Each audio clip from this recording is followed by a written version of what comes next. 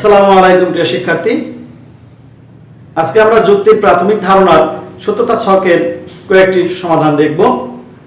তো আমরা দেখি সত্যতা ছক গঠন করো। নেগেশন পি সংযোজন করা হয়েছে কিউ, এখানে আবার বিয়োজন, এটাকে আবার নেগেশন চিহ্ন হবে, নেগেশন দিয়ে কিউ আর পি এর কি দ্বিমুখী শর্তায়ন। তো সেই ক্ষেত্রে আমরা কি কি প্রয়োজন, প্রথম দরকার আমাদের একটা অক্ষ হলো পি, দ্বিতীয় অক্ষ হলো কিউ। এই পি আর কিউ এর প্রথম কাজ হলো যোজন করতে বলা হয়েছে, তারপর তাকে আবার নেগেশন করতে বলা হয়েছে। এরপর কিউ আর পি এর, কিউ কিন্তু আগে পি পরে, কিউ আর পি এর দ্বিমুখী শর্তায়ন করতে বলা হয়েছে, এইটাকে আবার নেগেশন করতে বলা হয়েছে। সেই নেগেশন আর আগের যে নেগেশনটা ছিল দুইটা বিয়োজন যেটা হবে বলা হয়েছে সেইটা সত্যতা ছক কেমন হবে, অর্থাৎ উক্তিগুলো কেমন হবে। তো আমরা একটু দেখি যে এখানে প্রথম কাজ হলো যে সত্যতা ছকের নিয়ম অনুসারে প্রথমে টি থাকবে, তারপরেরটাও টি থাকবে। এবার সত্য মিথ্যা, মিথ্যা সত্য, আর দুইটাই মিথ্যা হবে। তাহলে এই দুইটার ক্ষেত্রে আমরা বলেছিলাম যে এই টপিকসটা অর্থাৎ যোজন যদি হয় তাহলে সত্য সত্যই সত্য হবে, বিয়োজন যদি হয় মিথ্যা মিথ্যাই মিথ্যা হবে, বাকি সব সত্য হবে। আর শর্তায়নে হয় সত্য মিথ্যাতে যদি থাকে তাহলে মিথ্যা হবে, বাকি সব সত্য হবে। দ্বিমুখী শর্তায়নে ছিল সত্য মিথ্যা আর মিথ্যা সত্য, তাহলে উভয় মিথ্যা আর বাকি সব সত্য। যুগ্ম অস্বীকার যদিও এই অঙ্কে নেই, আমাদের যে কোনো অঙ্কে থাকতে পারে যুগ্ম অস্বীকার, অর্থাৎ এই ধরনের চিহ্নটা নিচের দিকে তীর চিহ্ন, এটা যদি থাকে তাহলে মিথ্যা মিথ্যার ক্ষেত্রে সত্য হবে, বাকি সব মিথ্যা হবে। তো এখন আমরা দেখি যে যোজনের কি বলেছে। তো প্রথমে ছিল সত্য সত্যই সত্য হবে, আমরা দেখি সত্য হবে আমাদের সত্যতা ছক। আর দ্বিতীয় ক্ষেত্রে সবগুলো কি মিথ্যা হবে, তো আমরা বসিয়ে দিলাম। এবার এর নেগেশন করতে বলা হয়, তাহলে সত্য কি মিথ্যা হয়ে যাবে, এগুলো সব সত্য হয়ে যাবে, কারণ যা থাকে তার বিপরীতটা হবে। এবার বলেছে কি দ্বিমুখী শর্তায়ন। তো দ্বিমুখী শর্তায়নের শর্ত ছিল সত্য মিথ্যার সাথে সম্পর্কিত, তাহলে এটা সত্য সত্য সত্য এটাতে সত্যই হবে, আবার মিথ্যা মিথ্যাই এটাতেও সত্য হবে দুইটা, আর বাকি যে মাঝখানে এগুলোর জন্য কি মিথ্যা হবে। আমরা সংজ্ঞাটা খেয়াল করলে বুঝতে পারবো। এবার এইটার আবার নেগেশন করতে বলা হয়েছে, তাহলে এটা এফ, এটা টি, এটা টি, এটা এফ, কারণ সত্য মিথ্যা হবে, মিথ্যা সত্য হবে, মিথ্যা সত্য হবে, সত্য মিথ্যা হবে। আশা করি বুঝতে পেরেছো। এখন এই দুইটার ক্ষেত্রে আবার বলা হয়েছে কি যে এই একটা ডাটা আর এই একটা ডাটা, এই দুইটা ডাটা বিয়োজন করতে বলা হয়েছে। তাহলে আমরা লক্ষ্য করব বিয়োজনের যে সাইন ছিল এই যে এইটা, এটার ক্ষেত্রে ছিল কি যে মিথ্যা মিথ্যাই মিথ্যা হবে। তাহলে দেখি তো এখানে মিথ্যা এখানে মিথ্যা, তাহলে অবশ্যই কি মিথ্যা হবে। তারপর এখানে সত্য এখানে সত্য, তাহলে আসলে কন্ডিশনটা আবারও বলি, মিথ্যা মিথ্যার ক্ষেত্রে মিথ্যা আর বাকি সব সত্য, বাকি সব সত্য। তাহলে আমরা সত্যতা ছক থেকে বুঝতে পারলাম যে এই ধরনের ডাটা যেগুলোই দিক না কেন, আমরা যদি শুধু এই টপিকসটার মূল থিম হচ্ছে এই অংশটুক, যদি এটা সংজ্ঞাটা ক্লিয়ার করি, তো আমাদের পূর্ববর্তী অর্থাৎ এর আগের লেকচারে আমরা এই সংজ্ঞা এবং সত্যতা ছক সম্পর্কে দিয়েছিলাম। আমি প্রত্যাশা করবো সেটা ভালো করে দেখে এখন এই ধরনের ম্যাথ যেটাই দিক না কোনো এক্সামে সেটা আমরা করার চেষ্টা করব। সত্যতা ছকটা কেমন সেটা আমরা এখান থেকে ধারণা নিব। তো চলুন দেখি যে প্রথমে আমরা একটা বক্স নিয়ে নিই।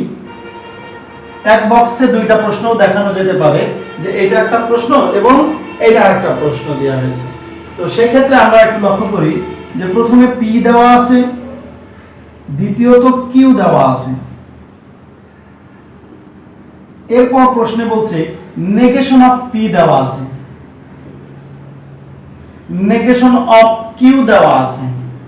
দুইটা একসাথে দেখাতে পারি, আর যদি একটা প্রশ্ন দেখাতাম তাহলে একটাও দেখানো সম্ভব হবে। তো এখানে সত্য এটাও সত্য, একরকম হতে পারে, এটা সত্য কিন্তু এটা মিথ্যা হতে পারে, এটা মিথ্যা কিন্তু এইটা সত্য তাও হতে পারে, এটাও মিথ্যা এটাও মিথ্যা, এই চার প্রকারের হতে পারে। আমরা লক্ষ্য করব যদি উক্তি দুইটা হয় তাহলে এরকম বক্স হবে চারটা, যদি উক্তি 3টা হতো তাহলে বক্স হতো 8টা, আমরা 3টারটাও দেখব। তো সেই ক্ষেত্রে পি আর কিউ এখানে 2টা উক্তি আছে, তো 2টা উক্তির জন্য আমাদের 2 টু দি পাওয়ার 2 অর্থাৎ 2 স্কয়ার, যার কারণে আমরা বলতে পারি এটা 4। এই যে 1টা 2টা 3টা 4টা ঘর আসছে, আমরা যখন 3টা নেব তাহলে 2 টু দি পাওয়ার কিউ, এবার 4টা 5টা হতে পারে, তবে সাধারণত 3টার ভিতরে আমরা সীমাবদ্ধ থাকবো বইয়ের প্রশ্নের জন্য। তো এখন দেখি পি এর নেগেশন, পি এর নেগেশনটা কেমন হবে? পি এর নেগেশন অর্থাৎ টি থাকলে সেটা কি সত্য কথা বলা হচ্ছে যে এটা একটা সত্য কথা, তাহলে তার নেগেশন ফলস হয়ে যাবে, মিথ্যা কথা না করো। এটা সত্য তাহলে এটা মিথ্যা হয়ে যাবে, এটা মিথ্যা তাহলে এটা সত্য হয়ে যাবে, এটা মিথ্যা তাহলে এটা সত্য হয়ে যাবে, অর্থাৎ যা থাকবে তার উল্টো লিখতে হবে। এটাকেই বলা হচ্ছে নেগেশন, নেগেশন প্রতীক। তো এখান থেকে দেখি কিউ এর নেগেশন, তাহলে এটা কি হবে? সত্য আছে যেহেতু এটা মিথ্যা হবে, আবার এটা মিথ্যা আছে যেহেতু তাহলে সত্য হবে, এটা সত্য তাহলে অবশ্যই মিথ্যা, আর মিথ্যা যেহেতু তাহলে এটা সত্য।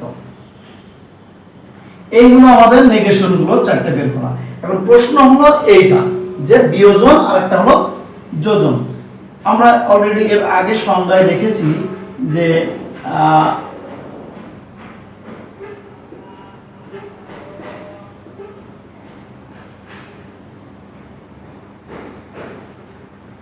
আমরা এর পূর্বে দেখেছি যে একটা হলো পি, এটাকে বোঝাচ্ছে যোজন আর এটাকে বোঝাচ্ছে বিয়োজন। তো বিয়োজনের কন্ডিশনটা কি ছিল যে মিথ্যা মিথ্যা যদি কোথাও থাকে তাহলে মিথ্যা মিথ্যাই মিথ্যা হবে, অর্থাৎ মিথ্যাবাদী মিথ্যাবাদীকে সমর্থন করবে, এইটা হবে বিয়োজন উক্তি। কিন্তু যোজন উক্তিতে বলা ছিল যে সত্য সত্য হলে সত্য হবে, বাকি সব মিথ্যা হবে। তাহলে দেখি তো এখন এখানে কি আছে যে নেগেশন পি আর কিউ, তাহলে নেগেশন পি আর কিউ এই দুই ঘরের ভিতরে সম্পর্ক তৈরি হবে, দুই ঘরের ভিতরে। তাহলে আমাদের বলা ছিল কি বিয়োজন উক্তি যদি মিথ্যা মিথ্যা হয় তাহলে মিথ্যা হবে। তো দেখি তো এখানে আগে খুঁজে দেখি যে মিথ্যা মিথ্যা, এই যে মিথ্যা মিথ্যা এইটাকে আমরা পাচ্ছি, তাহলে মিথ্যা মিথ্যার জন্য এটা মিথ্যা হলো। আর বাকিগুলোতে সত্য মিথ্যা যাই থাক, সত্য সত্য সত্য। আর যোজন উক্তিতে খেয়াল করি যে যোজন, এই যে কনজাংশন যে অংশটা দেখানো হয়েছে, এটার অর্থ হলো সত্য সত্যই সত্য হবে আর বাকি সব মিথ্যা হবে। তাহলে আমরা এখন পি আর নেগেশন কিউ, তার মানে কোন দুইটা, এইটা আর এইটার ভিতরে সম্পর্ক করতে বলা হয়েছিল। তাহলে এর সত্য এর মিথ্যা, আমরা বলেছিলাম যে সত্য সত্য হলে সত্য হবে, বাকি সব মিথ্যা হবে, তাহলে এখানে কিন্তু অটোমেটিক মিথ্যা লিখে দেওয়া যায়। এবার এটা সত্য এটাও সত্য, তো অবশ্যই এটা সত্য হয়ে যাবে। আর সত্য এখানে আছে কিন্তু মিথ্যা আর এখানে আছে মিথ্যা, যাই থাক আমাদের মিথ্যা হবে, যেহেতু তাহলে মিথ্যা হবে। আমরা খেয়াল করি যে যদি সত্য সত্য হয় তাহলে সত্য হবে কনজাংশন অর্থাৎ যোজনে, আর মিথ্যা মিথ্যা হলে মিথ্যা হবে বিয়োজনে।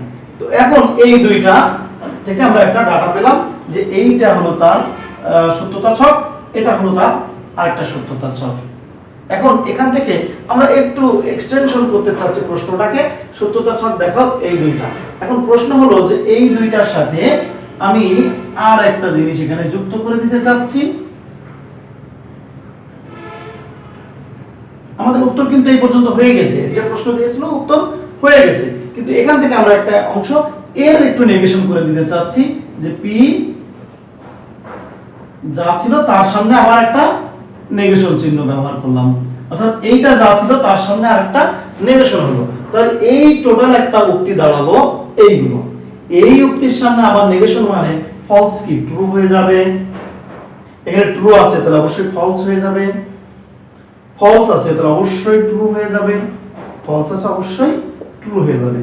এখন আমরা কেন এটা করলাম দেখি একটু লক্ষ্য করি যে এই লাইনটা আর এই লাইনটা কি আসলে একই কিনা একটু দেখি তো। এই যে এই লাইন থেকে এই লাইন, এই দুইটা কি একই জিনিস কিনা আমরা লক্ষ্য করি, এরটি এখানেও টি, এফ এফ, টি টি টি টি, তাহলে এই যে দুইটা লাইন একই, তখন আমরা এটাকে বলতে পারি অতএব এটা কিন্তু এক্সটেনশন প্রশ্ন যে নেগেশন পি বিয়োজন কিউ ইকুইভ্যালেন্স, এই যে এই সাইনটাকে বলা হচ্ছে ইকুইভ্যালেন্স। আমরা ডেফিনিশনে দেখেছি equivalence negation of P Q, এটা অর্থাৎ এই বাক্য এবং এই বাক্য দুইটি হলো কি যৌক্তিকভাবে সমতুল্য। তাহলে আমরা এখান থেকে যেমন বিয়োজন জানতে পারলাম, যোজন জানতে পারলাম, নাগরণ জানতে পারলাম, আবার কি ইকুইভ্যালেন্সও জানতে পারলাম। তো প্রিয় শিক্ষার্থী, আশা করি সকলে বুঝতে পেরেছো। তো ভালো থাকো সকলে, সুস্থ থাকো। ধন্যবাদ সকলকে আমাদের সাথে থাকার জন্য। আল্লাহ হাফেজ।